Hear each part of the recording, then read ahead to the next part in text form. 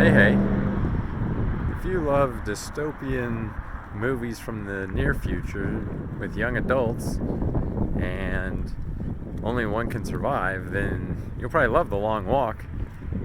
Let's get into the full review, and of course spoilers will be towards the end. So how does it start? It kind of just drops you off in the beginning of this race, you should call it the Long Walk. Very simple concept, pretty easy to follow. He does go into some detail and kind of weird spots. Like, goes into like a lot of detail about some little aspects of it. I mean, I guess you just had to kind of pick and choose what you wanted. There are a lot of characters, as you might imagine. The Long Walk is a race for, well, I don't know if you call it a race, but it's a competition for 100 people, and so it kind of inherently has a lot of characters, but most of them don't matter. In fact, some of them seem to get introduced and eliminated from the competition in a few pages, although I listened to it, so I'm not sure exactly how many pages it would be. Yeah, I listened to it on Google Play. It was a pretty good deal there, so I figured it'd be good. The world is not explained extremely well. It doesn't try to go into why the Long Walk exists. It gives you a little bit of history. Later in the book, it kind of talks about a few things, but exactly why it happens, and exactly when it is, it's just kind of, near future. There's very little technology mentioned.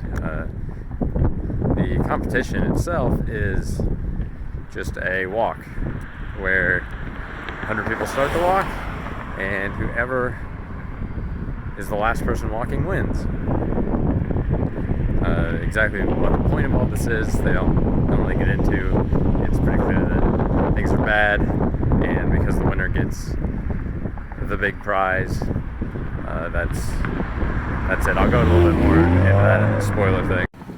Now, as I was looking this up afterwards, this was another one published under the Richard Bachman pseudonym, but it actually turns out this is one of the first books that Stephen King ever wrote, or started writing back in college, and which makes more sense because he writes for the teenage boys that are in the competition, and so he was much closer to that age, so it makes a little more sense. Some of the content makes a little more sense if you think about it as more of a college kid writing it, as opposed to a kind of always, like as a 30 or 40-year-old man writing it. But overall, liked it. Kind of an interesting thought experiment on what that would be like, and some of the challenges you would go through if you were in a long walk like that. I'll get into some spoilers now, so if you don't want to hear those, it's probably in the video. Okay, so the first one's we'll start the spoiler section, not too spoilery, but pretty early on, right? The rules are you got to keep going at 4 miles an hour, and that seems really fast to me. I didn't really love that. That speed seems too quick. The way that it was described is, just pick your foot up, keep your foot, pick your feet up, put them down, keep moving, you'll be okay. But 4 miles per hour seems pretty quick. You're definitely moving along. I don't know if it was just he mapped it out, and the story he wanted to tell he wasn't gonna be able to do it. If it was 3 miles an hour, they wouldn't get very far. They wouldn't get as far as he wanted. I don't know. I saw a few people complaining about that. It just seems fast, too fast to be realistic, which is a weird thing because he could just have changed it to say 3.5 miles an hour or something like that, because it was all being closely tracked by the guards, and so I don't know. I didn't really care for that, but it's a relatively minor detail. Just one of those sticking points every time they mentioned it. I thought the endings for some of the characters were also not great. And by not great, I mean not satisfying in that how they died. So the most disappointing one, I guess I'd say, was Stebbins at the very end. So it's like this whole time he's basically been this kind of just rock solid, loner. It's just like, I'm just doing this and you can't stop me, and just never gave up. And then basically he just goes crazy, and it doesn't. The descent into madness, it was like he just flipped, which, okay, that's maybe it, but it was like he just kind of went crazy.